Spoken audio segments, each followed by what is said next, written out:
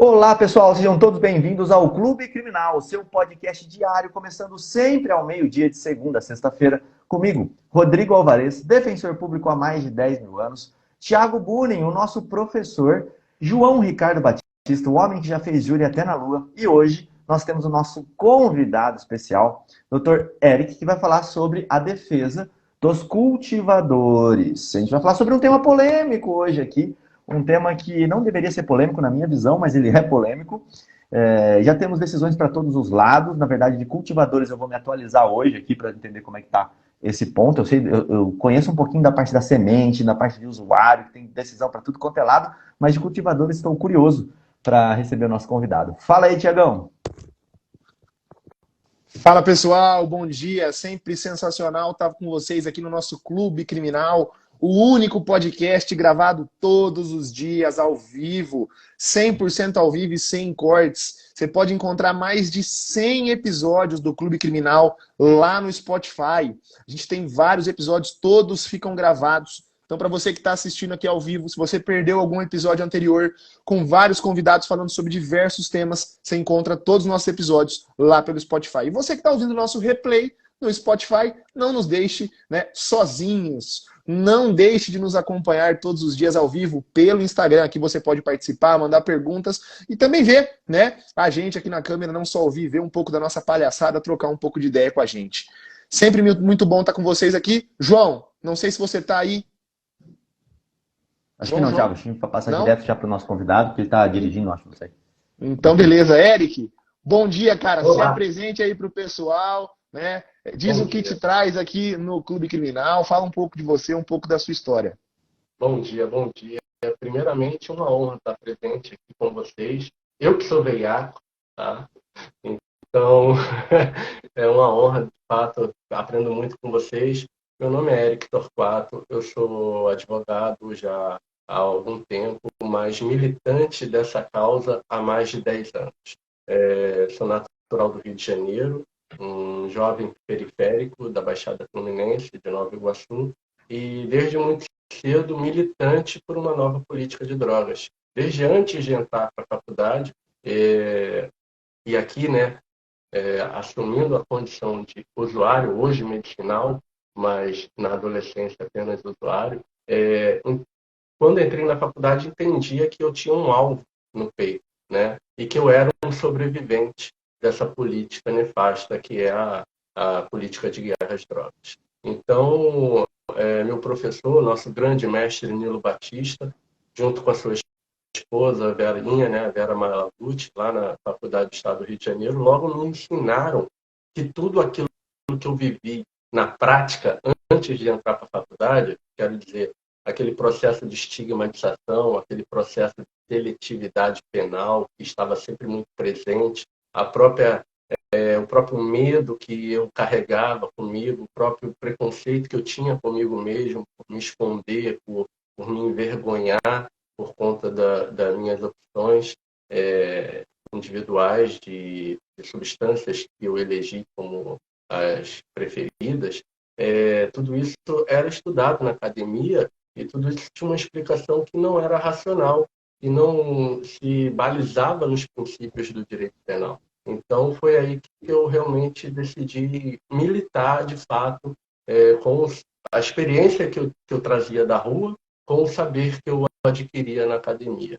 Então, juntei essas duas esferas de conhecimento e me dediquei cada dia mais na Marcha da Maconha, me organizando coletivamente com os ativistas, né, que lutavam por uma política de descriminalização do usuário e vi grandes avanços acontecerem. Eu comecei a minha militância perseguido por panfletar chamando para a Marcha da Maconha.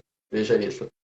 Fugia da polícia quando via a polícia, tinha que esconder os panfletos, porque era tido como apologia, né? E muitos promotores denunciavam. A marcha, sempre na sexta-feira, a marcha ocorria no sábado, sempre na sexta-feira vinha uma liminar requerida por algum promotor proibindo a realização das marchas, até que o STF julgou a DPF e garantiu o nosso direito de reunião. Então, eu vi tudo isso acontecer. Hoje, falar sobre esse tema, hoje trabalhar com esse tema, foi algo muito natural na minha vida, porque eu carrego esse histórico de enfrentamento desde antes de entrar para a faculdade de Direito, né? Então, acho que é por isso que hoje estamos aqui. Eu rodeado de grandes criminalistas, eu apenas um advogado que tenta defender.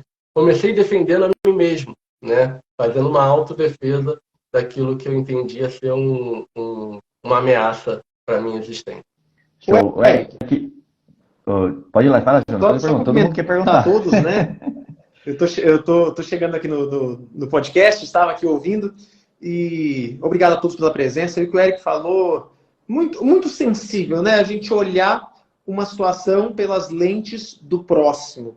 Eu acho que a primeira coisa que a gente poderia pontuar aqui é que as pessoas olham com as suas próprias lentes uma situação que diz respeito ao corpo, às decisões do outro. E aí, antes da gente começar qualquer debate nessa nossa seara, eu quero pontuar só algo muito importante, que o professor André Uchoa, um dos convidados do Clube Criminal, inclusive delegado de Polícia Civil, ele falou num dos episódios anteriores, ele falou assim, quantos problemas sociais são encarados como problemas penais? E aí você que está assistindo aqui na gravação ao vivo, você que está pegando o replay no Spotify, vamos lembrar do princípio da intervenção mínima, que diz que o direito penal ele tutela as ofensas mais intoleráveis aos bens jurídicos mais importantes. Agora, a despeito de qualquer discussão, quando eu vejo o crime do artigo 28, eu falo, peraí, será que essa é uma ofensa intolerável? Né? E aí a gente começa a ver, será que é ofensa? Será que o Estado tem que se meter no território político do indivíduo, no corpo dele, para decidir o que o indivíduo vai fazer com o corpo? E se for, e os outros meios de autolesão, álcool, né, sadomasoquismo, sei lá, inúmeras formas. Então a gente começa a andar por um terreno tão espinhoso que o pular de paraquedas, exato. Oi? Ô, João, você falou de intervenção mínima e aí estava já indo para outra área e eu já vou completar. Lesividade, né? Lesividade. Cadê a lesividade? Cadê a lesão ou perigo de lesão ao bem jurídico? Se nesse caso, né, eventual lesividade seria uma autolesão, né? Olha só, não há nenhuma conduta autolesiva no nosso ordenamento punida que não o artigo 28, eu mostrei isso da Lei 11.343. esses dias, por exemplo, o Diabão é um exemplo clássico. Ele tirou o nariz dele fora, cara. Ele arrancou o nariz dele fora e tá tudo bem. Ele foi lá e arrancou o nariz dele, ó. Tipo, ele tirou o nariz, ele fez várias modificações no corpo. E teve até... ele tirou um dedo. Esses tempos agora, ele arrancou um dedo para ficar com a mão parecida com uma garra. Ele quer fazer uma garra na mão. Tem algumas próteses internas da pele que dá um sinal de um calombo, assim, né? Uhum. É que o João tava falando disso. Eu lembrei, e o João também falou do álcool. Eu fiz agora, ontem eu estava fazendo as custódias, foram 5 custódias na Lei Maria da Penha especificamente, tá? Não estou falando aberto, foi só Maria da Penha. E as 5 custódias, os 5 casos envolveram álcool. Os 5. Foi tipo assim, os 5 casos envolveram um cara chegar bêbado em casa e dar discussão, né? A gente não sabe se foi ou não muito preliminar para falar, mas enfim, envolve álcool, né? Aquela situação ali. E tem um detalhe, né, nessa discussão toda, porque a grande desculpa é que o usuário contribui para que a droga seja colocada em circulação, né? E que a proibição é tentar, de alguma maneira, proteger a sociedade de substâncias danosas, proibidas. E aí, entrando dentro do nosso tema de hoje, né, eu proponho a seguinte reflexão. O cara que decide cultivar, ele quebra essa lógica de que ele está contribuindo para a circulação de drogas ou para o tráfico de drogas, ele tá tentando se tornar autossuficiente. Então, nas minhas argumentações, inclusive, eu uso isso para demonstrar a personalidade do agente. Eu falo, olha, esse usuário é um usuário responsável. Ele decidiu cultivar para não contribuir com o tráfico. Então, ele pratica uma conduta de redução de danos sociais. Deixa eu até fazer uma pergunta aqui para você, que eu não sei muito bem, então queria entender você que tem mais experiência nesse assunto. É possível eu plantar a quantidade que eu vou utilizar ou eu precisaria plantar altas quantidades para eu conseguir colher. Não sei se você entendeu uma pergunta. Enfim, eu preciso plantar muito para poder colher o tanto que eu vou usar, ou não? É possível ser autossuficiente? Essa pergunta, Rodrigo, muito interessante. A Polícia Federal tentou respondê-la em 2014. O perito criminal da Polícia Federal, Rafael Ortiz, ele fez uma pesquisa junto com a Universidade de Porto Alegre, se eu não me engano, que foi publicada na revista científica de peritos criminais da Polícia Federal. É fácil localizar, inclusive eu utilizo esse resultado nas minhas defesas, e fica a dica para os colegas que eventualmente, já fica uma dica aqui de estratégia de defesa, tá, pessoal? Buscar esse estudo que foi publicado na revista científica de peritos criminais. O que ocorre? Esse perito, a partir de um grande volume de apreensão de sementes lá em Curitiba, né, remessas do exterior, eles falaram, poxa, como é que a gente determina a quantidade de substância a ser produzida a partir do cultivo indoor? Então, eles cultivaram, tal qual os cultivadores fazem, 73 amostras de sementes. A Polícia Federal cultivou. E a partir daí, ele estabeleceu um resultado. Durante 12 semanas, ele fez todo o ciclo de cultivo que um cultivador normal faz, para consumo próprio ou uso terapêutico. Ele fez todo o ciclo e observou que apenas 21% da matéria vegetal ali presente naquele cultivo sobra no final para fins de produção do que ele chamou de maconha, ou seja, para fins de utilização por parte do indivíduo. Porque o que acontece? Primeira coisa, quando você vai fazer a defesa de um cultivador, inevitavelmente você tem que saber o que é a rotina de um cultivador, o que é cultivo, o que é cultivar a maconha. Porque o juiz não sabe, o delegado não sabe, o promotor não sabe. Se o advogado não souber explicar, e às vezes é melhor o advogado ficar calado e deixar o cliente falar, porque ele entende melhor do que qualquer um ali sobre o que estava sendo feito na residência dele, né? Então, saber o que é o cultivo, saber o que o cultivador passa, quais são os riscos, porque é uma empreitada, o estudo revelou isso, é uma empreitada incerta. A pessoa começa semeando sem saber se vai colher, porque no meio dessa safra pode acontecer várias intempéries, pragas, fungos, a planta pode não sexuar da maneira adequada. Por quê? Porque a planta que produz a resina, onde se concentra o princípio ativo, é a planta fêmea. É um processo natural da planta de resinar para atrair agentes polinizadores, para que haja a reprodução. O objetivo da planta é se reproduzir. E a planta, para que ela produza bastante resina, que é o que o consumidor quer, seja o medicinal, seja o social, adulto, ele precisa que a planta resine. Quanto mais resina, melhor para ele, mais princípio ativo. Então ele precisa estressar sexualmente a planta. Pois não. Só uma pergunta aqui no meio. Então eu posso ter uma ineficácia do meio ali, na defesa, sim, né? Eu posso dizer, olha, essa planta ou esse cultivo dele era ineficaz, ele estava com fungo, ou ele não iria. E tem Exatamente. Isso, o perito ele aponta isso? Eu faço os quesitos para a perícia responder. Por que a perícia faz? Só para a gente poder pontuar, Eric, foi até uma pergunta que estava aqui que vai encaixar justamente o que você vai falar. Chiara, e quando o laudo pericial não discrimina qual planta contém o THC?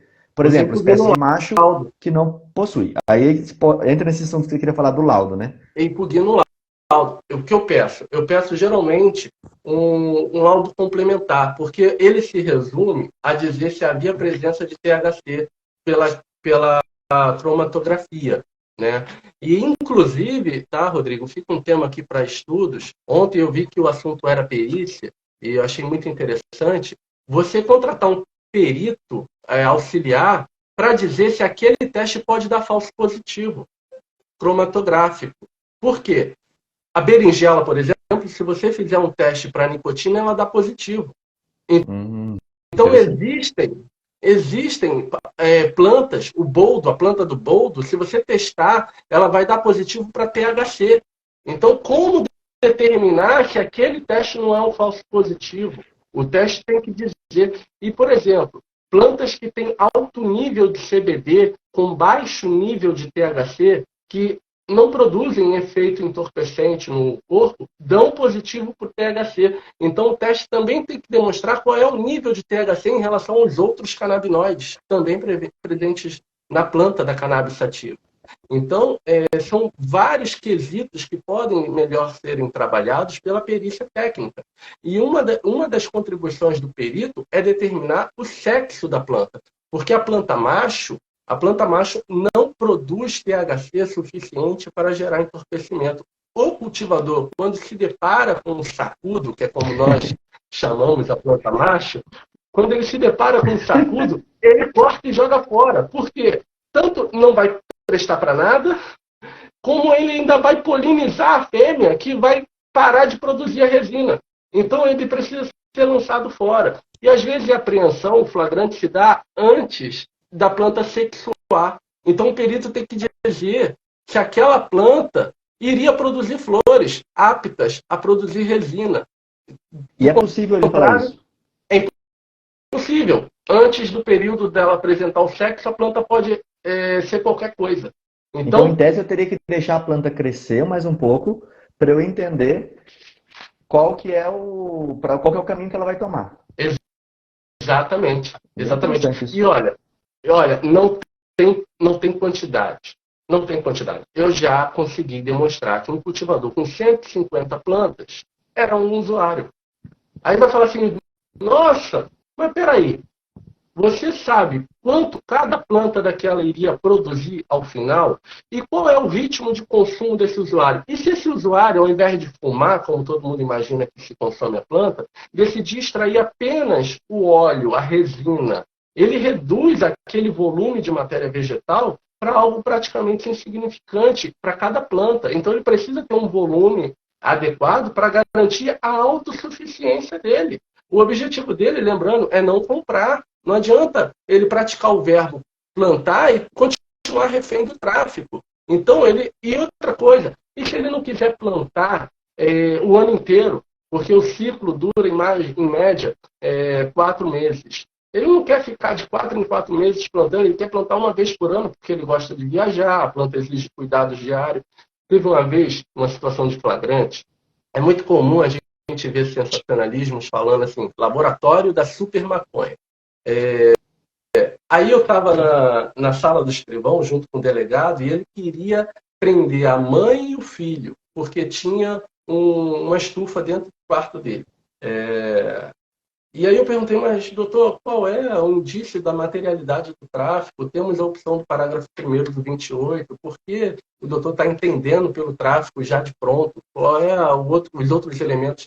Ele, os elementos? Olha aí quanta coisa que ele tinha para plantar, sendo que na sala do escrivão tinha um aquário lindo, lindo, lindo, lindo, lindo, com filtro de água, com filtro de pH da água, eletrocondutividade da água, LEDs. Era um aquário muito, muito bem estruturado. E eu perguntei assim, por acaso, aqui na delegacia se vende peixe? Algum de vocês trabalham vendendo peixe? Eles não entenderam a pergunta? Óbvio que não. Eu falei, não, porque com essa estrutura aí deve ser para vender. Veja, era uma estrutura parecida com a planta. Eu falei, é um ser vivo. Esse aquário está reproduzindo o ambiente natural do peixe, por isso que tem tanta tecnologia. E essa estrutura aqui está reproduzindo o ambiente natural da planta, dentro de um armário, por isso que tem que ter tanta tecnologia. Se ele pudesse usar o astro-rei, a luz, a chuva, não precisava de nada disso, mas ele precisa reproduzir a natureza dentro de um armário. Então, então não tem como você simplesmente alegar que o aparato sofisticado, óbvio que tem que ter um aparato sofisticado, você está tendo que garantir a vida dentro de um armário.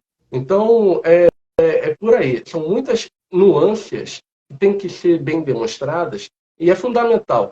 Se o advogado não conhece, não ter preconceito quando vê o grow, como nós chamamos, não ter preconceito, sentar com o cliente e perguntar qual é a tua rotina de cultivo, qual é a tua rotina de consumo, me explica, me ensina, porque eu vou ter que explicar isso para o promotor e para o juiz, me ensina quais são as fases do cultivo, quais são os detalhes, tudo, eu tenho que aprender tudo. como que se germina uma semente, como é que se faz um clone, qual é a sua técnica de perpetuação da espécie que você tem, se você mantém uma madre, se você tira clones, se você cultiva, qual a tua periodicidade de cultivo, se tem a necessidade médica, se tem um laudo médico, se tem autorização da Anvisa, receita, tudo isso, veja, foge do que a gente tem como defesa criminal de um traficante normal, um crime de tráfico, porque é praticamente entender sobre cultivo, sobre as técnicas de cultivo. Show de bola, João. O Kelvin falou aqui uma coisa que eu acho que todos que estão ouvindo e assistindo concordam. Esclarecedor demais. Uma coisa que eu quero pontuar aqui. Quando um criminalista se depara com uma grande operação, com um júri, com um caso que é extraordinário, fora do comum, ele chama um especialista. E aí eu estou aqui, publicamente, em nome da comunidade criminal na prática, chamando o Eric para participar de aula com especialista, tá? Então a gente vai fazer algum curso sobre defesa em drogas, e eu quero, quando a gente fizer esse curso dentro da comunidade, a gente tem cursos dentro da comunidade, então quando a gente fizer um curso dentro da comunidade, eu estou chamando aqui o Eric, em nome da comunidade criminal na prática, para fazer uma participação especial, a gente vai combinar como seria isso, para dentro da comunidade, a gente trazer todos os aspectos defensivos e teóricos. Olha a complexidade do negócio. Quantas vezes você acha que é só chegar na delegacia, bater a mão na mesa, falar que seu cliente é usuário e sair de lá dando chilique, né? Olha, fantástico. Nós estamos aqui levantando até a plaquinha de UAU aqui, porque é outra visão defensiva e uma visão defensiva que não é deturpada com os nossos conceitos que causam prejuízos para o processo. Perfeito. Fica aqui o convite, meu amigo. Ô, João, o que eu vi aqui foi muito interessante. Alguém falou assim, mas o juiz não quer saber disso, o juiz está falando que o cliente tinha um manual. Mas, cara, é nossa função. Essa é a nossa função em alegação final, é explicar o fato. É conseguir passar para o juiz a ideia que o Eric está passando aqui, de uma maneira fácil que ele consiga entender. Olha, existe... Agora, tudo bem, tem juízes preconceituosos. E o cara vai falar assim, não quero saber se é traficante igual aos outros. Tudo bem, mas a gente tem um tribunal, a gente tem um STJ, a gente tem um STF, que vai discutir questões mais complexas. E essa não é uma questão fácil. Você não vai conseguir uma questão rápida com isso, né? Você vai ter que aprofundar e saber em cada detalhe, como o Eric falou. Pode falar, Thiago. Pode falar, Eric, por favor. Não, por favor, Thiago. Por favor. Não, e olha a grande distinção que o Eric deu aqui em perguntas que eu tenho certeza que vocês jamais pensaram ao defender alguém que se dizia usuário de algum tipo de droga, que essencialmente é a maconha, né? Como que é a sua forma de cultivo, né? Como que é a sua forma de uso e etc. Todo esse esclarecimento para o magistrado mostra que aquele sujeito, na verdade, cultiva para uso pessoal. Né? Não é normal que um sujeito, né, que faz a traficância, já não é normal que um sujeito que pratica a traficância cultive. Tá? Quiçá um sujeito que pratique a traficância ter todo esse conhecimento sobre o cultivo, sobre a forma de uso e etc. Então, essa distinção você consegue mostrar muito para o magistrado. Olha, juiz, eu acho que até não só os advogados, o juiz, você já viu alguém que fala de cultivo? Igual esse cara está fazendo? Né? Na hora de responder as suas perguntas. Então aí você faz uma distinção que Eric, genial isso que você trouxe aqui. Fala aí o que você ia dizer, desculpa te interrompi. Teve uma vez que eu acompanhei um flagrante e eu tive a sorte de chegar numa delegacia que o delegado era dirigente. Ele se propôs ir ao local dos fatos. Eu perguntei se ele gostaria de ir ao local dos fatos antes da perícia chegar. Ele disse, sim, vamos.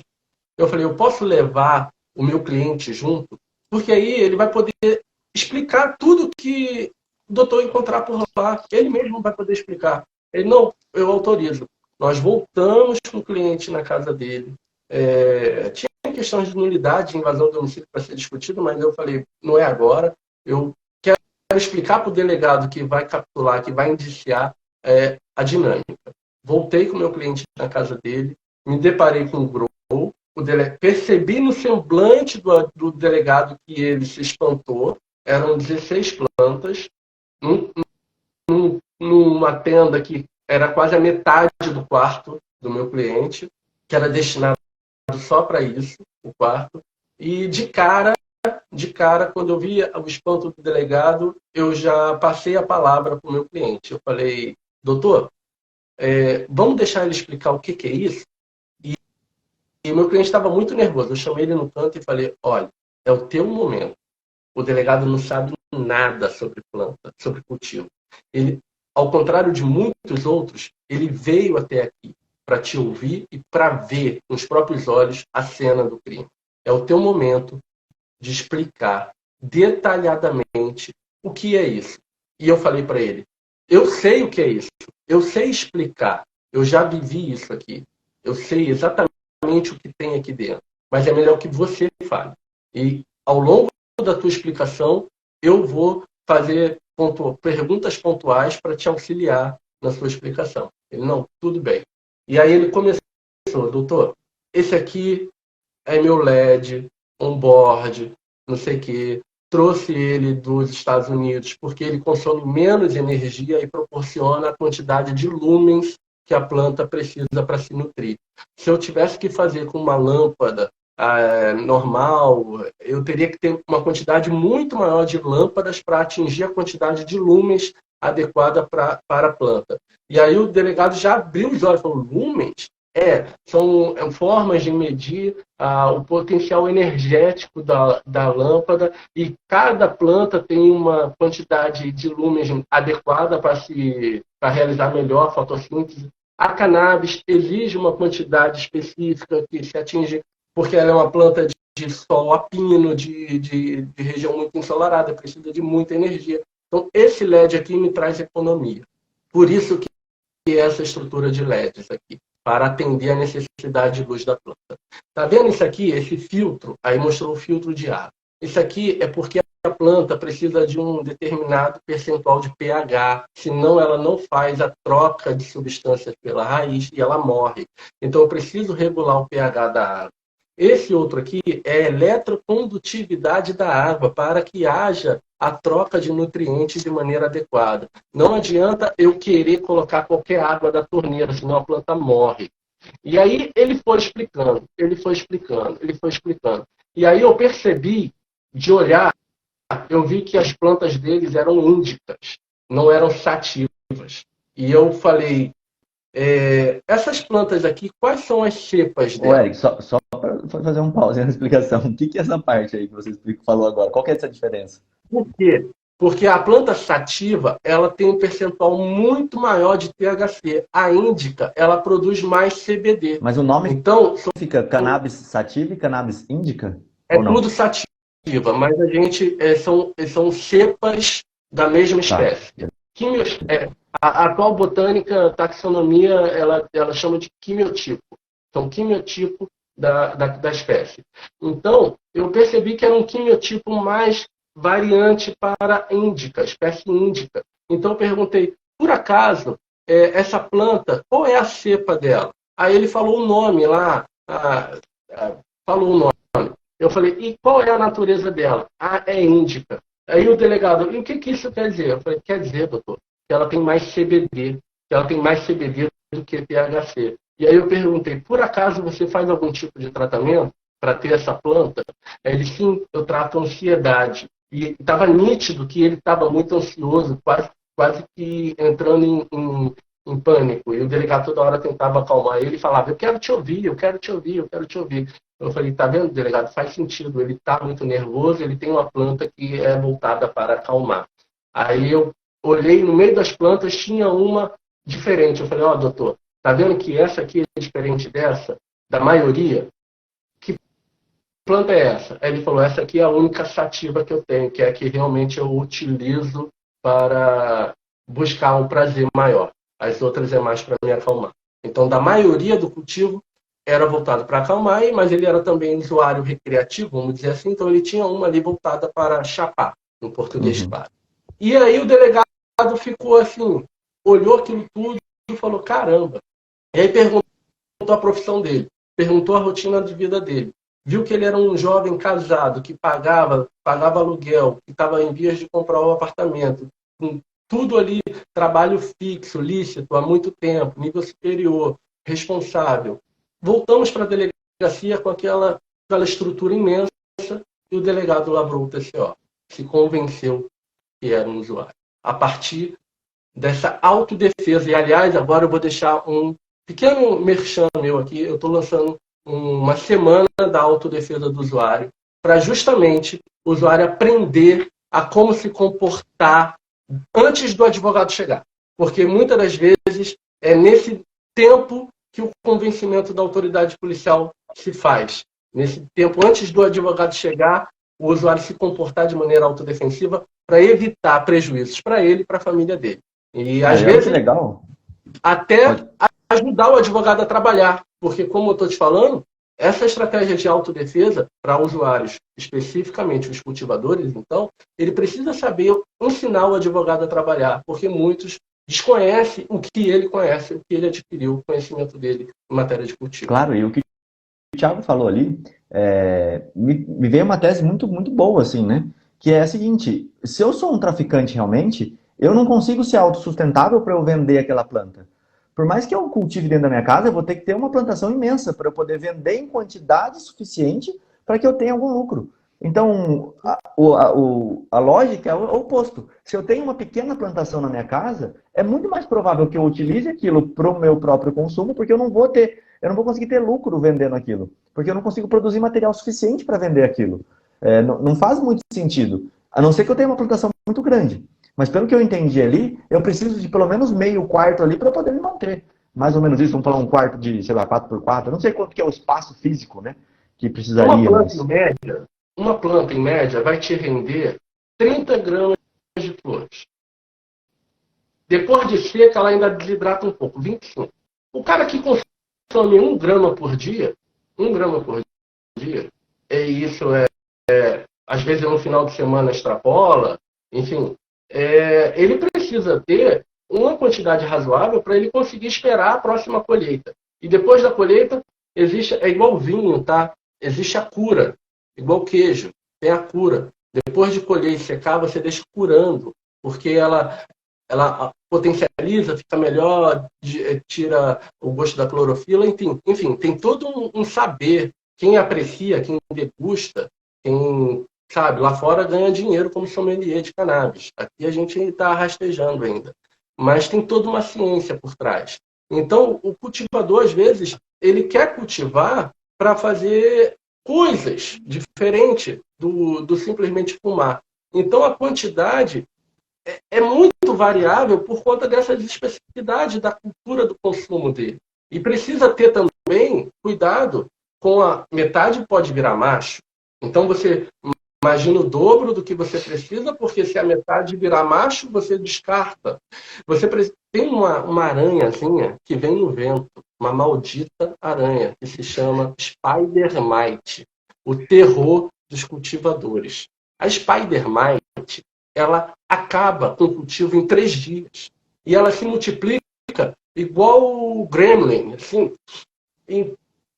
E é uma coisa do tamanho de uma cabeça de alfinete. Isso pode afetar o cultivo do cara que está 3 meses cultivando e se dedicando diariamente e vir essa maldita Spider Mite e acabar com tudo. Então, o cultivador precisa se prevenir. E ele quer ser autossuficiente para não financiar o tráfico. Às vezes ele pesa a mão. Ele fala, o trabalho que eu tenho para cultivar 15, eu tenho para cultivar 45. Se der merda, no outro cultivo, eu não fico sem. Eu já estou guardado aqui. E ele cultiva também por hobby, por terapia, por amor à planta. É toda uma questão subjetiva também. Tá? Então, é difícil você... Não é a quantidade, é a finalidade. E aí que eu queria te perguntar o seguinte, quando você atua num processo desse, em que tem alguém para cultivo, né, que é o nosso assunto que nós estamos falando aqui, o cara foi pego lá na casa dele com várias plantas e você vai atuar como advogado ali. A tese defensiva que você utiliza é de que isso seria insignificante, que isso não seria crime nenhum, ou você tenta levar para o lado do usuário mesmo. Olha, ele é o usuário, então ele tem que estar lá no artigo 28, tentar desclassificação ou você tentar a absolvição? A gente pede muito para ganhar o pouco. Eu explico que ele é usuário, peço a desclassificação, mas luto, convicto, porque é o que eu acredito, a incidência da inconstitucionalidade também, a declaração incidental da inconstitucionalidade, até para questionar eventuais recursos extraordinários. Então, a tese tem que fechar. Eu peço a desclassificação, aponto o artigo 28, parágrafo 1º, e a inconstitucionalidade do artigo 28 por ofensa ao princípio da intimidade, privacidade e dignidade da pessoa humana. E, Eric, você já fez alguma conta de, por exemplo, assim, um usuário regular, uma pessoa que consome até pouco, quantas plantas ele precisaria ter para aguentar esses 4 meses do ciclo da planta, para aguentar todo esse processo? Assim, o que seria razoável, vamos dizer? Eu uso o parâmetro da perícia técnica da Polícia Federal, que mostra que 21% daquele peso bruto sobra como matéria fresca vegetal para fins de consumo. Então, às vezes, e tem outra coisa também, a perícia pesa o vaso, a planta, a areia, a planta molhada, isso tudo aumenta o volume. Eu questiono também como a perícia foi utilizada, como que ela foi aferida, tá? E depois eu mostro esse estudo, para mostrar o quê? Excelência, primeiro, a gente precisa saber quantas plantas eram machos. Segundo, quanto cada planta poderia produzir de flores. E se produziria, se tinha condições para produzir. Para determinar uma quantidade razoável para um consumidor. E esse consumidor declarou que é o primeiro cultivo ou ele cultiva há muito tempo. E a rotina de cultivo dele é 2 cultivos por ano, 2 colheitas por ano, ou 1 colheita anual, porque depende de condições climáticas favoráveis, senão ele gasta muito com climatizador, com ar-condicionado, com lâmpada. Então ele prefere cultivar e colher no inverno, por exemplo, porque ajuda no controle de pragas, ajuda na produção das plantas bem resinadas. Então no verão ele não cultiva, na primavera ele não cultiva. Então, é por aí. O caso concreto não é a quantidade, é a finalidade. Eu tive até uma ideia aqui, não sei se vai bater ou não, aí você me fala se sim ou se não. Me parece ser mais caro eu cultivar do que eu comprar. Assim como é mais caro você fazer cerveja do que comprar. Mas não tem muita gente que faz cerveja porque gosta? Sim. Não, é porque isso é uma tese de defesa, né? Sim. Se eu explicar isso pro juiz, acho que fica muito lógico eu mostrar para ele que, olha, se ele quisesse comprar na esquina a droga, ia ser muito mais barato para ele do que ele cultivar a própria droga dele. Na verdade, cultivar, como você falou, é meio que uma missão, meio que uma ideologia para eu falar, olha, eu não vou comprar do traficante, eu vou cultivar a minha própria planta. Porque senão não faz sentido. Se fosse só usar por usar, eu compraria do traficante, seria muito melhor, muito mais barato e teria muito menos risco. Eu já vi cultivador chorar na delegacia ao ver as plantas serem arrancadas do vaso e jogadas no saco plástico e lacrada. Olha só, não era porque ele ia ser preso. Não era porque ele ia ser preso, ele estava chorando por conta da planta. Ele, cara, minha planta, cara, porra, minha planta. É como se fosse o cachorrinho dele sendo sacado e lacrado. Entende? O advogado tem que filmar isso, o advogado tem que filmar isso na hora. E aí, bom, agora eu quero aproveitar para não perder o tempo e falar sobre o HC preventivo para usuários de cannabis, porque há uma tese muito em voga e é preciso que essas pessoas que cultivam para manutenção da própria terapia, da própria saúde, entendam que é preciso se precaver ao pior e atuar preventivamente, buscar o socorro da justiça, do Estado, para se prevenir, para não ser confundido com um traficante, para não ter interrompido o seu tratamento, para não ter as suas plantas apreendidas. Então, fica aqui uma grande dica para eventuais consumidores terapêuticos que estejam nos assistindo ou que vá nos assistir depois. Antecipe-se, busque a proteção do Estado para garantir o cultivo do próprio remédio. Você já conseguiu algum HCD, Eric? Tipo, olha, eu tenho um laudo médico aqui, meu filho ou minha filha precisa, ou eu preciso, para qualquer coisa, eu vou plantar. Já dá certo? Isso tem dado certo na jurisprudência? No TRF3 de São Paulo, a jurisprudência se pacificou. Tá pacífica. O Tribunal de Justiça Estadual também está caminhando para pacificar a jurisprudência. São Paulo. Tá. E no Brasil, há um panorama geral tendente a reconhecer. Só o TRF1 ainda está resistente, mas a gente está quebrando essa barreira. Ô, Eric, agora uma pergunta que eu acho que é de interesse de todos aqui, tá? Nós temos majoritariamente criminalistas que estão interessados no seu assunto. Você vê que é um assunto novo para nós, um assunto surpreendente. Galera em peso aqui assistindo, tenho certeza que o replay também. Na prática, quando a gente vai impetrar um HC desse, quais os pedidos você faz? Como funciona o pedido liminar?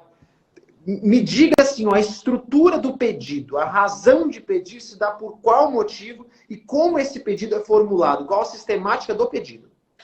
Tá, vamos lá. Primeiro, se você tem a necessidade de importação de semente, ao foro eleito, a competência é a Justiça Federal pela transnacionalidade da conduta.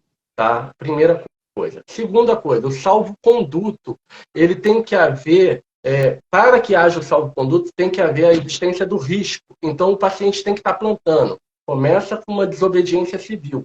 Começa com o paciente plantando. Então, você pede um salvo-conduto para ele não ser molestado em sede de liminar, pois há o risco iminente da prisão indevida do Estado, pois ele está em estado de necessidade exculpante, haja vista que ele tem toda a documentação médica comprobatória da necessidade clínica dele. Além disso, você pede também o salvo-conduto para que haja a autorização dele importar a semente adequada, né, que ele precisa para adequar o tratamento dele. Outra coisa, eu peço também que o salvo-conduto abranja a conduta dele portar e carregar consigo, porque não basta simplesmente cultivar. O cara precisa levar o remédio dele com ele precisa ir para a casa da avó, da tia, do tio, passar um final de semana fora, trabalhar, enfim, ele precisa levar o remédio dele com ele. Então, salvo-conduto abrange a conduta de portar. Outra questão também, que ele possa fazer remessas lacradas para laboratórios, fazer análise da composição química do óleo que ele está produzindo, né? Para ele regular o remédio dele de acordo com a necessidade dele. Então, ele pode fazer remessas para laboratórios, para institutos de pesquisas, para que haja essa aferição química do remédio dele. E, por fim, a confirmação da liminar, que já pedi lá, que é o salvo-conduto para que não seja molestado. Quantidade, Rodrigo, eu não peço quantidade. Eu peço salvo-conduto para que ele cultive quantidade necessária ao consumo individual. Razoável e necessária ao consumo individual. Porque quem vai determinar como consome, a quantidade que ele consome é o médico. E isso pode variar ao longo do tratamento. Então, a necessidade de quantidade de plantas pode variar. Um paciente oncológico, por exemplo, tem uma necessidade absurda de extrato, que um paciente, às vezes, de uma criança refratária, de epilepsia refratária, não tenha. Então, varia. E isso é questão técnica da medicina. Não somos nós, profissionais do direito, nem o juiz que vai determinar a quantidade de plantas que um paciente pode ter. É como se ele estivesse determinando a quantidade de analgésico que um paciente pode ter, ou de antibiótico que ele pode ter. Quem determina é o médico.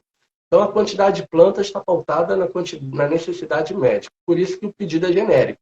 E aí, o que tem sido acolhido é isso. Defiro a ordem de salvo-conduto diante da estado de necessidade desculpante, do acervo probatório, fica as autoridades impedidas de molestar o paciente e impedir a prática de qualquer atividade que cerceia o direito dele cultivar o próprio remédio para seu único e exclusivo fim de uso. Que legal. E autorizando as autoridades a fiscalizarem também o cultivo.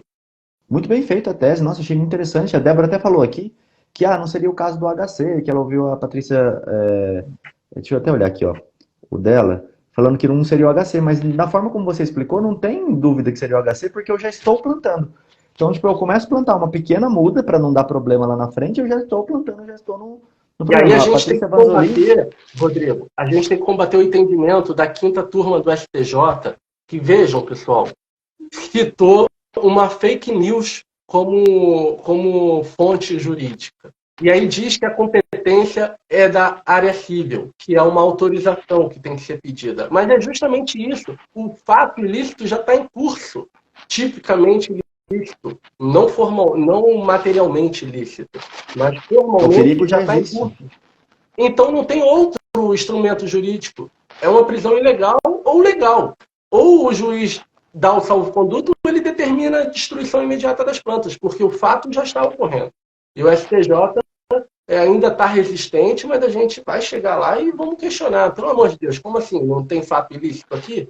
A pessoa está plantando. Ou Uhum. é salvo-conduto ou é mandado de prisão.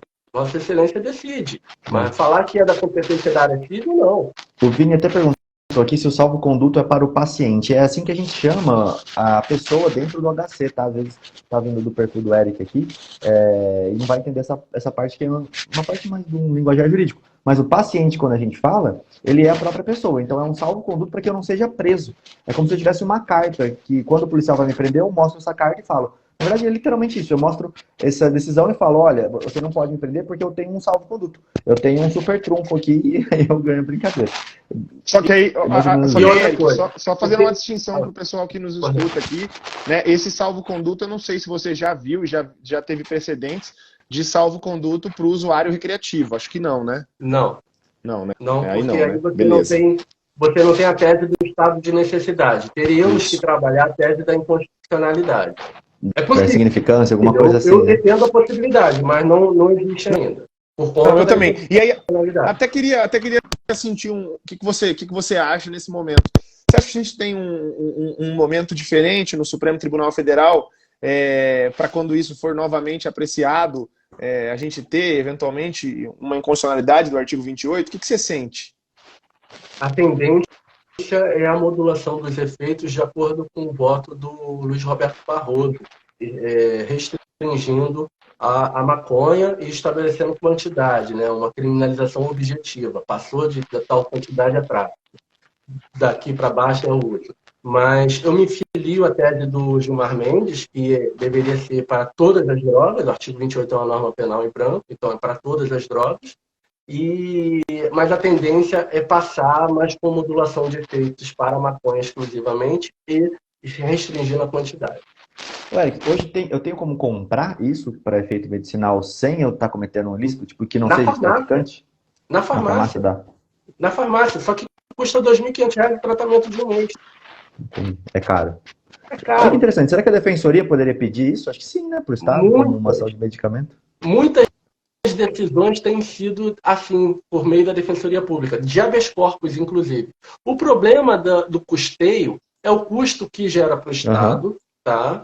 E também é uma questão já minha, ideológica, de que há uma grande comercialização da medicina canábica, que é uma planta que pode crescer no jardim de qualquer um, e uma comercialização de nível estratosférico de capital, né? Tratamentos caríssimos. Então, assim, eu digo o seguinte, um bordão da Abra Cannabis, uma associação de pacientes lá do Rio de Janeiro.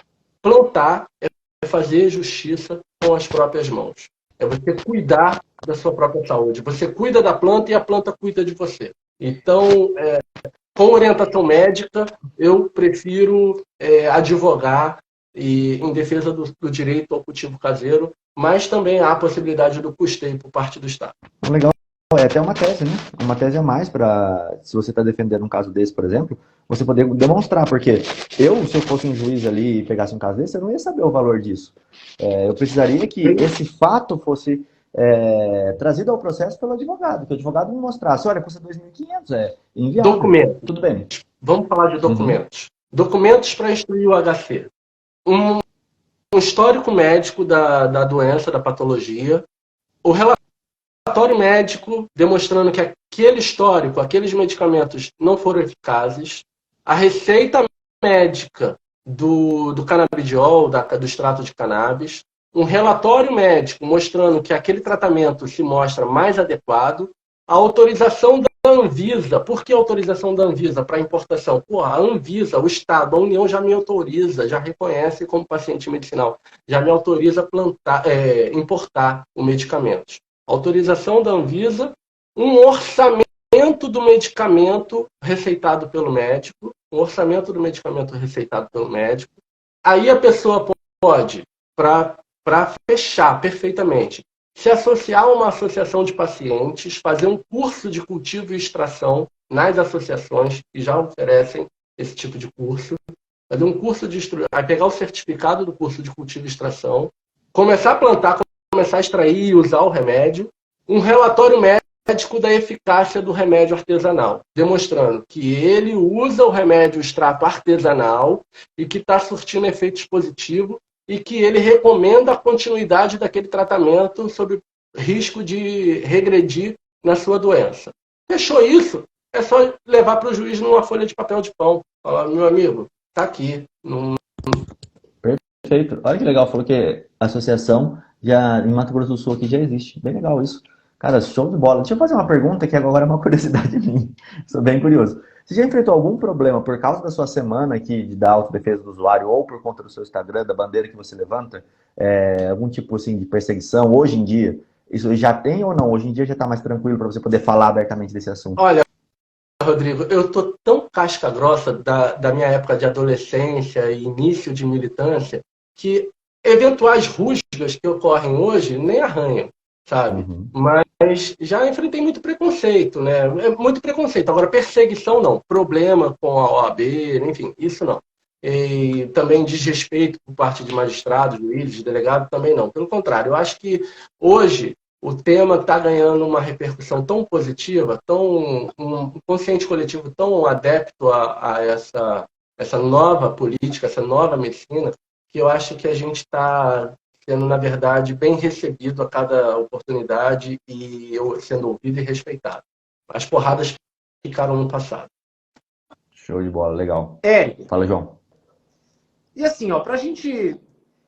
Se fosse para você deixar uma mensagem geral para a comunidade jurídica, em especial os criminalistas, tá? Aqui a gente tem criminalistas, tem acadêmicos que querem ser criminalistas, e a gente sabe que antes de ser criminalista tem um ser humano, geralmente com uma venda nos olhos, Sim. E uma frase que eu gosto muito diz que o pior cego que existe não é nem o que não quer ver, é o que vê só o que quer. E aí eu quero que você dê um recado assim, ó, sem nenhuma venda de hipocrisia, para esses criminalistas que vão defender pessoas que vão ser acusadas de inúmeros tipos penais da Lei 11343. O que um criminalista precisa saber antes de pensar em direito, antes de pensar em tese de defesa? Dá um recado para esses criminalistas. O que eles precisam ouvir no seu entendimento? Bom, o que eu costumo dizer para a família do meu cliente é: errado está a lei, não é o seu filho, não é o seu parente. A lei é que está errada. E vamos demonstrar isso. E aí, para os criminalistas, eu costumo dizer uma frase do meu professor Nilo Batista, que a função do direito penal é conter o poder punitivo do Estado. E o advogado criminal é este agente de contenção do poder punitivo do Estado. Então, quando me perguntam se eu defendia determinado delito, eu falo, eu não defendo o delito, eu defendo o acusado da prática de um delito, e a minha função é conter o poder punitivo do Estado, para que ele seja, na medida do possível, aplicado de forma razoável. Para quem está me ouvindo e deseja ingressar na defesa de usuários, é mostrar que da pele para dentro, quem decide é ele. E você está ali para defender esse direito. Esse direito. Da soberania do indivíduo na sua esfera política, seu corpo. E aos usuários, eu costumo dizer que a defesa dele começa por ele. Eu falo, a sua defesa começa por você. E é por isso que eu estou propondo esse curso de autodefesa do usuário, essa semana da autodefesa do usuário, para ensinar noções básicas do direito constitucional, do direito processual penal, da lei de drogas, do CTB, enfim, noções básicas que se aplicam, aplicadas à vivência de um usuário. Ele no trânsito, ele numa viagem, ele dentro de casa, ele como paciente medicinal, ele no trabalho. Quando qualquer ação do Estado tendente a cercear o seu direito por conta da lei de drogas, ele tem uma série de institutos jurídicos que vão se aplicar. Ele não precisa conhecê-los como nós, aplicadores do direito, mas ele precisa ter uma noção de como se comportar de acordo com o direito, para que quando o advogado chegar, tudo esteja ali meio que encaminhado, né, para que o advogado aperfeiçoe. Perfeito, Eric. Eu quero... Pode falar, João. Rodrigo, eu quero só deixar claro uma coisa aqui. Possivelmente, pode acontecer alguém de gravar pedaços isolados dessa live e acabar tirando do contexto uma fala muito assertiva, seja do Érico ou de todos nós. Eu costumo dizer que um texto fora do contexto vira pretexto. Sim, claro.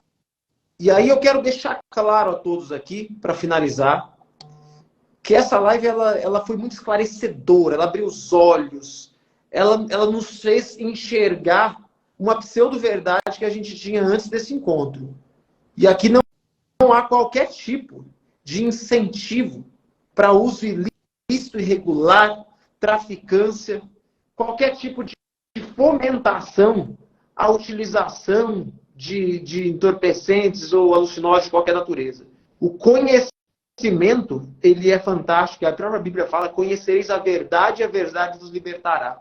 Quando a gente fala da orientação do usuário em como se comportar frente às forças policiais ou até mesmo ao seu próprio advogado que não sabe defender de forma ampla, o que eu acho que o Eric quer e todos nós queremos aqui juntos é buscar a mesma verdade, provar uma verdade no mundo processual. Qual é a verdade? O indivíduo ele é traficante ou ele é usuário? Se ele for usuário, se ele for um cultivador para fins medicinais, ele nunca, em hipótese alguma, deveria estar figurando em um processo criminal, que é o meio mais oneroso que lacera vidas e carnes na vida de um ser humano. Então, que a verdade venha para o processo e que nós juntos aqui possamos cada vez mais fazer essa verdade, de fato, que acontece no mundo real, venha para uma verdade formal processual. Ô, João, essa é a primeira mensagem do meu curso. Não é um tutorial para se esquivar da aplicação da lei. Não é um tutorial para praticar delitos. É você conhecer o seu direito, para que a verdade seja bem demonstrada. Se você é um usuário, é isso que você vai demonstrar. A partir do momento em que você for abordado, você vai saber que você tem direitos para que a autoridade policial chegue na verdade. Esses direitos precisam ser respeitados. E você vai demonstrar que você conhece seus direitos e contribuir para que a verdade apareça. Não é um tutorial de como se esquivar da lei. Pelo contrário, é um tutorial para como fazer a lei ser corretamente aplicada. Ô, Eric, já vou até fazer o convite para você. Vamos voltar esse ano ainda para falar sobre a guerra às drogas, especificamente sobre a guerra às drogas e o quanto isso é prejudicial. Porque eu acho que esses dois temas, né? Primeiro, essa abordagem mais lúdica e didática que a gente fez aqui hoje, mostrando como o cultivo, né, para uso medicinal é importante, não pode ser criminalizado, somado, né, ao quanto a guerra às drogas mata muito mais do que qualquer... Aliás, é o que mata, né? É a guerra às drogas. Eu acho que a gente coopera com um debate democrático, sensitivo, humano, digno sobre essa política criminal de drogas no nosso país. Beleza? Mais do que aceito, Thiago. É uma honra, um prazer. Eu deixo aqui uma dica. Eu participei do Quebrando Tabu, tá no canal do YouTube da GNT, onde eu falo... Eu sou advogado criminalista, defendo a legalização de todas as drogas, mude minha ideia. Então tá lá um debate bem bacana no YouTube do canal GNT, deve ir ao ar na TV aberta em breve, mas já está disponível lá para o pessoal assistir. E é justamente esse debate, e ficarei muito honrado de participar, tanto do convite do João, da aula especial, do especialista, que humildemente prefiro dizer que eu sou um amante, eu sou um amador. Eu amo o que eu faço. Um amador do que eu faço, não um especialista. Aprendi com muita gente, tem muita gente bacana, estamos ombreados lado a lado, e é isso. Um trazendo o outro e contribuindo para o fim dessa guerra de genocídio. Ô, Eric, rapidinho. Eu recebi uma informação rapidinho. Ô, João, rapidinho. Ô, Eric, eu recebi uma... O Eric é tão legal que todo mundo quer falar com ele. Ô, Eric, eu recebi uma informação aqui do pessoal, mas parece que já foi de algum dos nossos cursos, não sei se da comunidade, criminal na prática, alguma coisa assim. Tá certo essa informação? Isso aí mesmo? Você já foi aluno de alguma das lives? Eu fui aluno, coisa assim? Por isso que eu falei que eu sou veiaco. Por isso que eu falei que eu sou veiaco. O ano passado eu era aluno, aprendi muito com vocês. Criminal na Prática, uma escola de criminalista, e eu tô lá no grupo do pessoal lá do Criminal na Prática, do então WhatsApp. Eu quero convidar os nossos alunos, para clicarem aqui em cima. Aponta aí, Rodrigo, para cima. A gente tem 235 pessoas. todo mundo correr lá e seguir o Eric, porque tem muita informação importante para quando vocês forem defender seus clientes aí, né, pelo artigo 28 da 11343 e outros temas também. Já sim, eu despeço e passo para vocês aí se despedirem. Valeu, Eric, obrigado, foi um prazer te conhecer.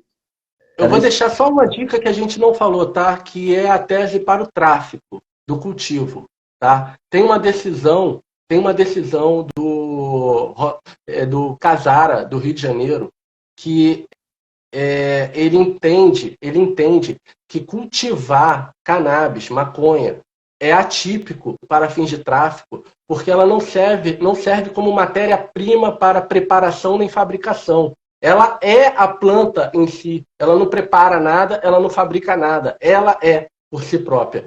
E o núcleo é cultivar plantas que sirvam de matéria-prima para fabricação e preparação. Ela não é matéria-prima. Mas isso é um tema para outra live, outra aula, outra conversa. Mas já fica a dica, procurar essa jurisprudência e pensar sobre essa tese. Show de bola, pessoal. E eu aqui, quero endossar isso e falar que quem é criminalista e pega casos de usuário, não é que sim deve seguir, é obrigado seguir o Eric aqui em cima, tá? Clicando aqui, porque esse conhecimento que ele passou aqui hoje precisa estar na ponta da sua língua. Para quando bater um flagrante lá, você chegar e saber o que você vai falar. Tá? Então participe aqui da semana da autodefesa do usuário, mesmo que você não for, para você entender tudo que o Eric vai explicar, porque é o básico que um advogado que atua na lei de drogas tem que saber. Que atua principalmente em casos de usuário ali, tá? Ô, Rodrigo, para eu não apanhar em casa, a minha esposa tá mandando um abraço para Ana da Mala da Viagem. Ela é fã, então ela falou, por favor, fale isso. Vou passar um abraço. Assim, como é o nome da sua esposa? Damares. Damares, legal. Damares. Vou falar para Ana aqui. Show de bola. Galera, a gente falou sobre o Eric vir para as nossas aulas da comunidade. Para quem não sabe, a comunidade criminal na prática está com mais de 100, nós estamos na aula 114 hoje, tá? E você pode participar das nossas aulas gratuitamente, desde que você assista ao vivo. E quando que é a gravação? Hoje. Então, quero só aproveitar o pessoal nesses últimos momentos para convidar você para assistir a aula ao vivo às 20h45 no Instagram, no YouTube. É só chegar lá, bater Criminal na Prática, ao vivo, que você vai cair na aula. Por derradeiro, quero aqui mostrar minha satisfação, admiração, alegria por ter o Eric aqui. Foi um encontro animal. Você gostou aqui? Dá aquela chuva de palminhas aí, por favor, para mostrar para o Eric o quanto vocês gostaram desse encontro com ele. Não será o último, já aceitou aqui, então ele vai estar no Clube Criminal e também na Comunidade Criminal na Prática, em uma das nossas aulas específicas sobre esse tema. Show de bola, pessoal. E para quem está perguntando do replay, ele vai ficar, tá? Essa live vai ficar salva no Spotify e daqui a pouco ela sai no YouTube. O YouTube tem um atraso grande porque a gente está postando nosso lá de trás ainda. Então, assim, no Spotify sai hoje, se der tudo certo, hoje à tarde já tá lá. E no grupo do Telegram a gente avisa, saiu a live, para quem quer pegar, anotar, rever, ver, vocês vão conseguir lá pelo Spotify. Eric, brigadão pela sua presença, cara, valeu mesmo. Com certeza você vai voltar aqui pra gente discutir mais coisas. Foi, assim, muito enriquecedor mesmo, foi um debate muito legal, com muitas teses, com muito conhecimento. Então, obrigado, tá, pela tua fala aí, pela tua presença hoje aqui. Obrigado, João e Thiago aí também. Parabéns a todos vocês pelo trabalho que eu acompanho. Valeu, pessoal. Valeu. João, eu quero aprender a fazer júri com você, meu amigo. Um dia, se você estiver fazendo um júri pro bono, que aceitar minha humilde contribuição, por favor, me convide. Já está convidado, chama no direct, a gente vai combinar. Eu tenho datas já, tá? Eu tenho datas. Boa. Já está convidado, quero você do meu lado. Já compra. Obrigado, meu amigo. Valeu, pessoal. Até a próxima. Tchau, tchau. Um abraço.